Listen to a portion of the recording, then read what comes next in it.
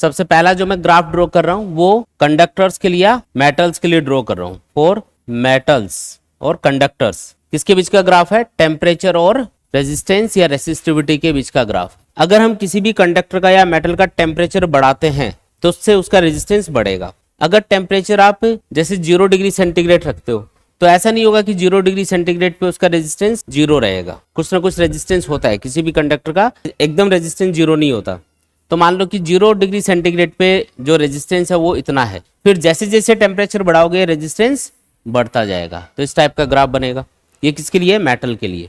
दूसरा जो मैं ग्राफ यहाँ पे ड्रॉ कर रहा हूँ, ये मैं ड्रॉ कर रहा हूँ सेमी कंडक्टर के लिए। सेमी कंडक्टर या फिर जो इलेक्ट्रोलाइट सॉल्यूशन होता है उसके लिए। तो अगर आप किसी भी इलेक्ट्रोलाइट सॉल्यूशन को गर्म करोगे तो उसमें जो आयंस हैं उनको हीट की फॉर्म में एनर्जी मिलेगी, और एनर्जी मिलने से वो तेज भागेंगे तो उससे ज्यादा करंट प्रोड्यूस होगा, क्योंकि जितना तेजी से चार्ज फ्लो होगा उतना ही ज्यादा करंट बनेगा, और करंट ज्यादा बनने का मतलब है रेजिस्टेंस कम हो रहा है। सेमीकंडक्टर में क्या होगा? टेम्परेचर है वो इंक्रीज होने से उसमें इलेक्ट्रॉन और होल्स डेवलप हो जाएंगे, और उसकी वजह से इजीली करंट फ्लो होगा सेमीकंडक्टर के अंदर भी।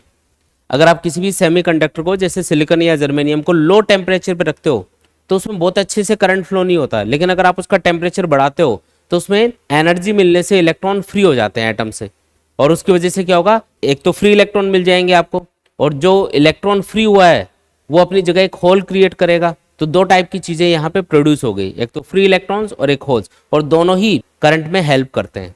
तो सेमीकंडक्टर हो या फिर इलेक्ट्रोलाइट सॉल्यूशन हो, दोनों के लिए ही याद रखना है कि इनका रेजिस्टेंस या रेसिस्टिविटी टेम्परेचर इंक्रीज होने से डिक्रीज होंगे।